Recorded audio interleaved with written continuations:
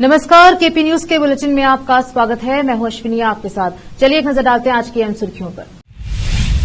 औराद के विधायक प्रभु चौहान ने कारंजा से औराद को सप्लाई होने वाले पानी का कार्य जल्द पूरा करने की मांग। वर्ष 2025 के हज यात्रियों का पहला हज कैंप रविवार को जामिया मस्जिद में। मेरी सुरक्षा और मानसिक शांति के लिए किया गया होम, डीके शिव कुमार ने कहा। कांग्रेस सरकार में सभी हस्ताक्षर बिक्री के लिए उपलब्ध, एचडी कुमारस्वामी का। बीजेपी मुख्यालय में केंद्रीय चुनाव समिति की बैठक, पीएम मोदी नेताओं से बोले दिल्ली में ज्यादा मेहनत की जरूरत। असम में मिला एचएमपी वायरस का केस, 10 महीने का बच्चा संक्रमित।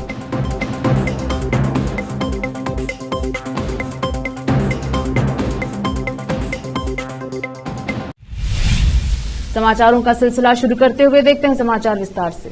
पूर्व मंत्री और औराद के विधायक प्रभु चौहान ने आज हड़ीकेड़ पर रहे कारंजा डैम से औराद को सप्लाई होने वाले पानी के कार्य का निरीक्षण करके बीदर शहर के बाहरी क्षेत्र कोलार के समीप एक निजी होटल में पत्रकारों से बात करते हुए औराद को सप्लाई होने वाले पानी के कार्य के बारे में विस्तार से बताया और इस संबंध में राज्य की कांग्रेस सरकार से काम जल्द करने की मांग की। कैमरामैन पपुराज का कवरेज। हज 2025 के चयन किए गए अंजुमन के लिए पहला हज कैंप रविवार को आयोजित किया जा रहा है। अंजुमन खादिमुल हुज्जाज द्वारा इस साल हज पर जाने वाले अंजुमन के लिए पहला हज कैंप रविवार को सुबह 10 बजे से शाम 5 बजे तक शहर की जामिया मस्जिद में आयोजित किया जा रहा है। इस एक दिवसीय कैंप में हज पर जाने वाले अंजुमन को जरूरी जानकारियां दी जाएंगी और हज के दौरान क्या करना चाहिए और क्या नहीं, इस संबंध में आलिम और मुफ्ती विस्तार से बताएंगे। कर्नाटक हज समिति के सदस्य और अंजुमन के कार्यदर्शी सैयद मंसूर खादरी ने सभी अंजुमन से इस कैंप में शामिल होने की अपील की। उन्होंने कहा कि महिला अंजुमन के लिए भी मस्जिद में व्यवस्था की गई है। विशेष संवाददाता की रोकते हैं समाचारों का सिलसिला, लेते हैं छोटा सा ब्रेक। हिंदुस्तान के हर कोने में हम हैं मौजूद। 24 घंटे हालात पर गहरी नजर, खबरों से जुड़े चुपते सवालात और आपको दिखाता है धार्मिक, सामाजिक, राजनीतिक, लोकल और इंटरनेशनल न्यूज की सबसे बेहतर कवरेज जो आपको रखती है हर पल बाखबर। देश और दुनिया भर की खबर के लिए देखते रहें केपी न्यूज 24/7। ನಮಸ್ತೆ, ನನ್ನ ಹೆಸರು ಅಶ್ವಿನಿ. ನಾವು ಮಹಾರಾಷ್ಟ್ರದಿಂದ ಬಂದಿದ್ದೆವು. ನಮ್ಮ ಮದುವೆಗೆ 14 ವರ್ಷ ಆಯಿತು, ಮಕ್ಕಳಾಗಿರಲಿಲ್ಲ. ನಾವು 4-5 ಸಲ ತೋರಿಸಿದೆವು, ಬೀದರ್, ಬಸವಕಲ್ಯಾಣ, ಔರಂಗಾಬಾದ್, ಹೈದರಾಬಾದ್ ಎಲ್ಲ ತೋರಿಸಿದೆವು. ಎಲ್ಲಿ ಮಕ್ಕಳಾಗಿರಲಿಲ್ಲ. ಇಲ್ಲಿ ಬಸವಕಲ್ಯಾಣ ಜೀವನ್ ಜ್ಯೋತಿ ಹಾಸ್ಪಿಟಲ್ ಬಂದಿಲ್ಲ. ಮೇಡಮ್ ಟ್ರೀಟ್ಮೆಂಟ್ ನಿಂದು 1 ತಿಂಗಳಿಗೆ ನಮಗೂ ಸಕ್ಸಸ್ ಆಗಿದೆ. ಐದೇ ಟ್ರೀಟ್ಮೆಂಟ್ ನಮ್ಮ ಮಗ ಹುಟ್ಟಾನ. ಈಗ ಮಗನಿಗೆ 1 ತಿಂಗಳಾಯಿತು. नूर एजुकेशन ट्रस्ट बीदर की ओर से चलाए जाने वाला Noor MEd and BEd college Bidar, recognised by NCTE Delhi and affiliated to Bidar University Bidar. Admission are open for the academic year 2024-25. विशेषज्ञ और सक्षम शिक्षकों द्वारा शिक्षा प्राप्त करने के लिए नूर एमएड एंड बीएड कॉलेज में दाखिला लें और शांत वातावरण में शिक्षा प्राप्त करें। बीदर शहर में बेहतर शिक्षा का एकमात्र केंद्र Noor MEd and BEd college, Shahpur gate, Bidar. Phone numbers 9945283920, 8482221297।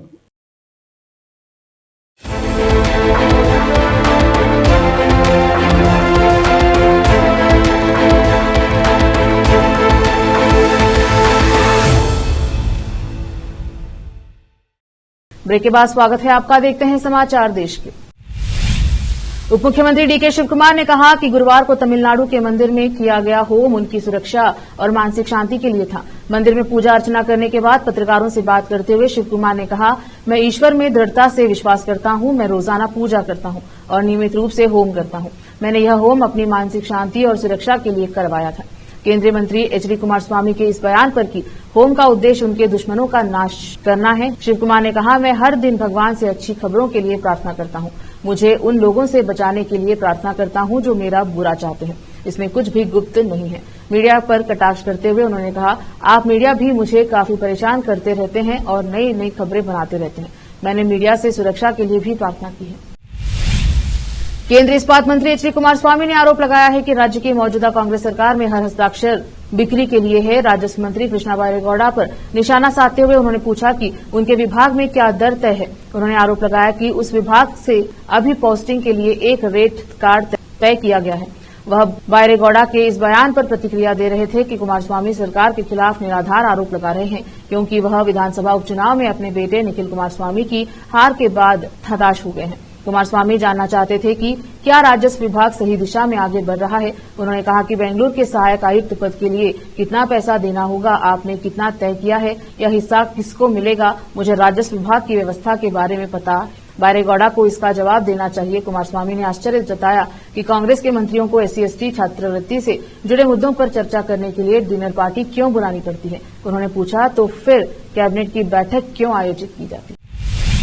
मुख्यमंत्री सिद्धरामैया द्वारा अप्रैल से 10,000 रूपये प्रति माह का निश्चित मानदेय देने की घोषणा तथा सरकार द्वारा उनकी अन्य मांगों पर विचार करने की घोषणा के बाद कर्नाटक भर की आशा कार्यकर्ताओं ने शुक्रवार को अपनी अनिश्चितकालीन हड़ताल वापस ले ली।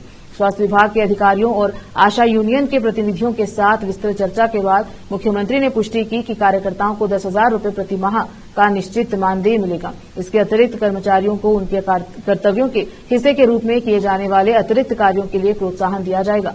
बैठक का एक और प्रमुख परिणाम गंभीर बीमारी के कारण अस्पताल में भर्ती होने की स्थिति में 3 महीने की सेवा निवृत्त छुट्टी का प्रावधान था। अन्य निर्णयों में आशा कार्यकर्ताओं के लिए मासिक अवकाश का आश्वासन तथा आने वाले दिनों में सेवानिवृत्ति मुआवजे की समीक्षा करने की प्रतिबद्धता शामिल थी।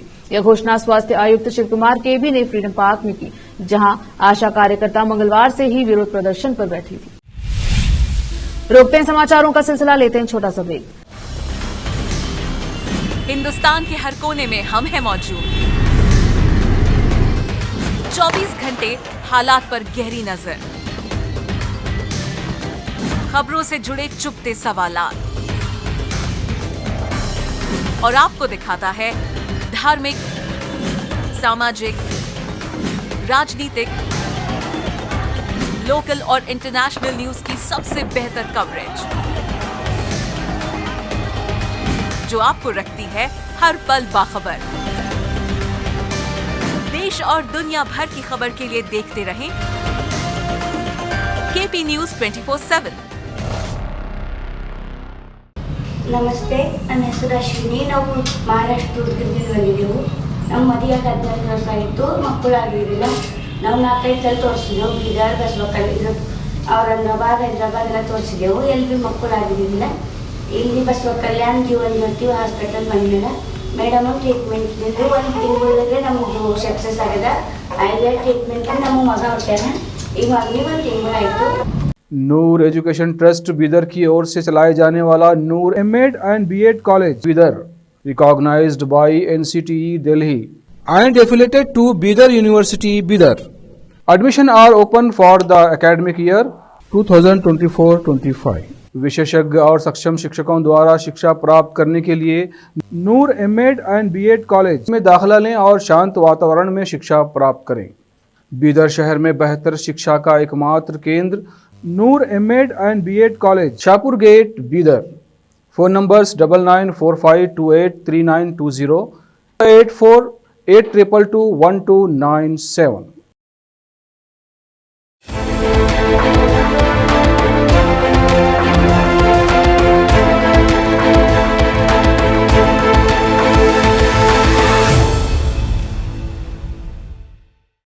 ब्रेक के बाद स्वागत है आपका। देखते हैं समाचार देश के।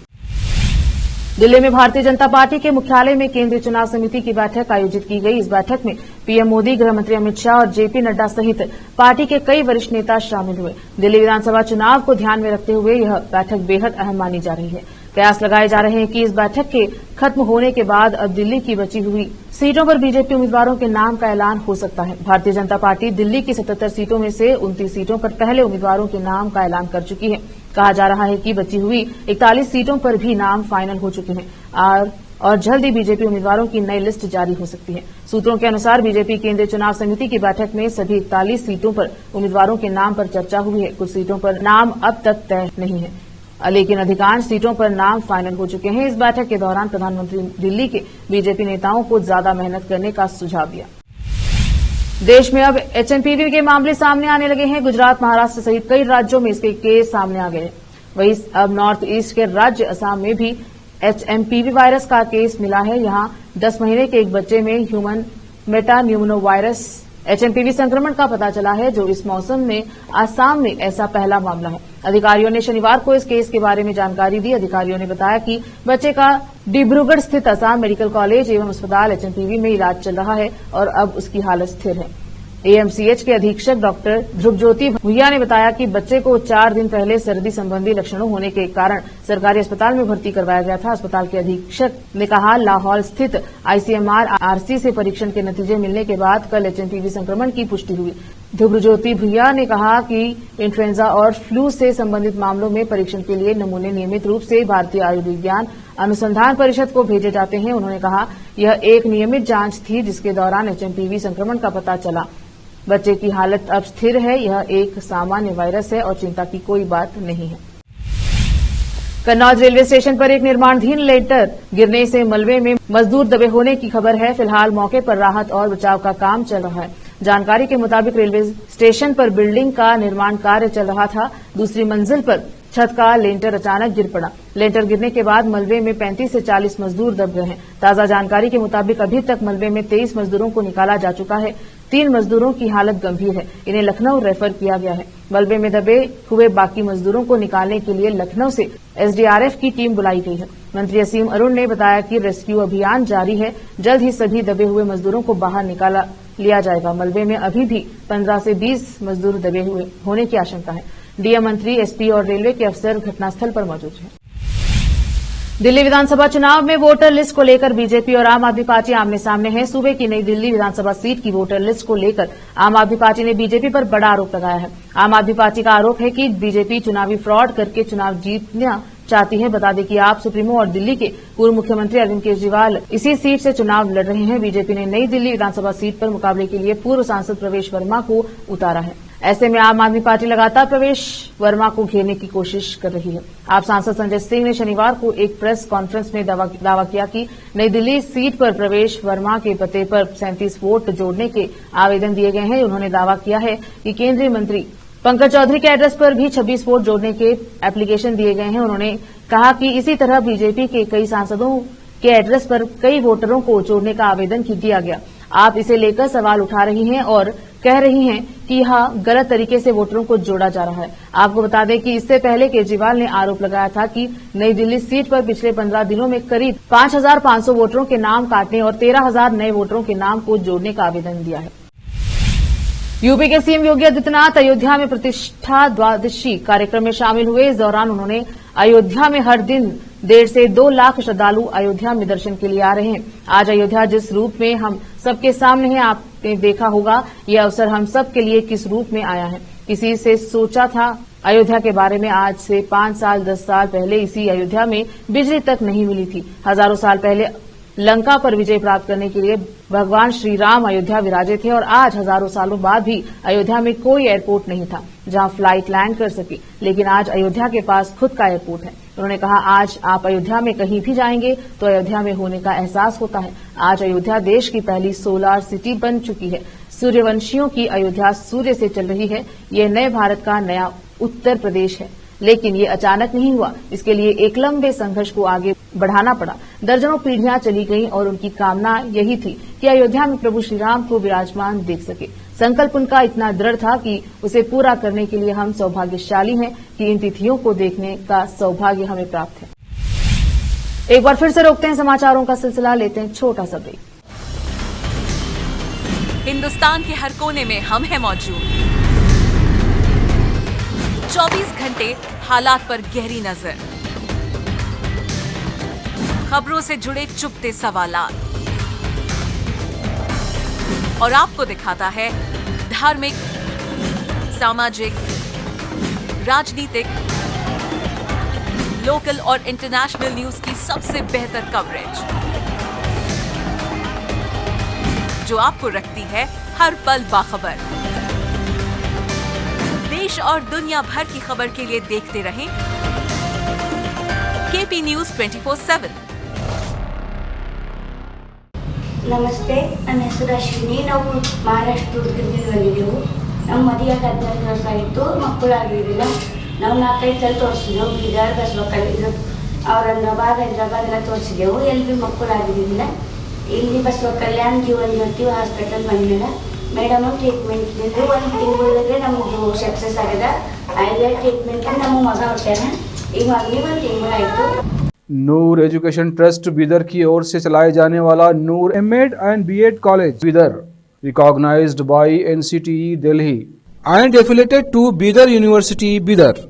Admission are open for the academic year 2024-25. विशेषज्ञ और सक्षम शिक्षकों द्वारा शिक्षा प्राप्त करने के लिए नूर एमएड एंड बीएड कॉलेज में दाखिला लें और शांत वातावरण में शिक्षा प्राप्त करें. बीदर शहर में बेहतर शिक्षा का एकमात्र केंद्र Noor MEd and BEd college, Shahpur gate, Bidar. Phone numbers 9945283920, 8482221297.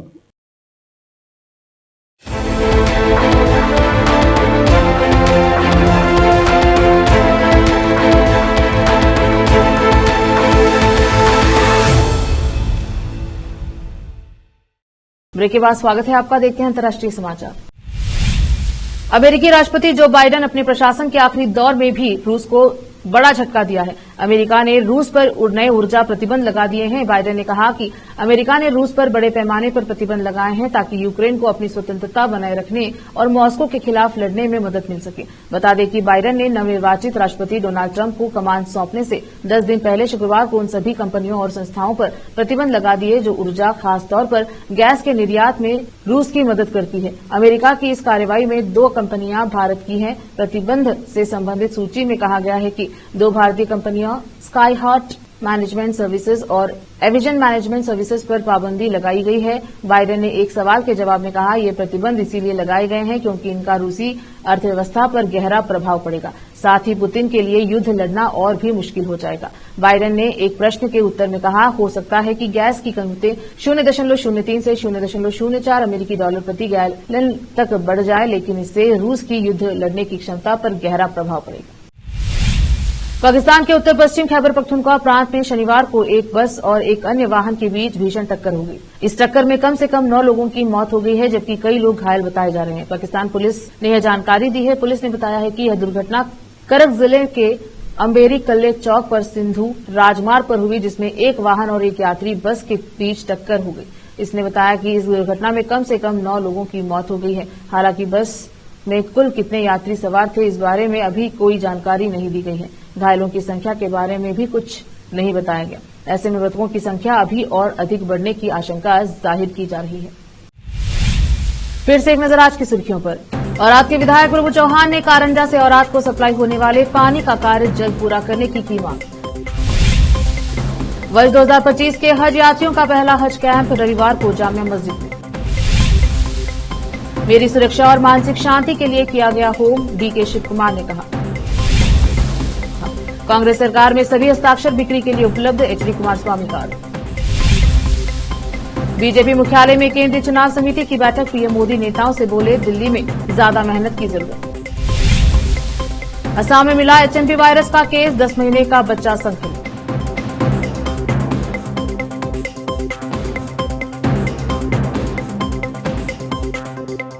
KP news के बुलेटिन में अब तक के लिए इतना ही। देखते रहे केपी न्यूज 24/7। धन्यवाद।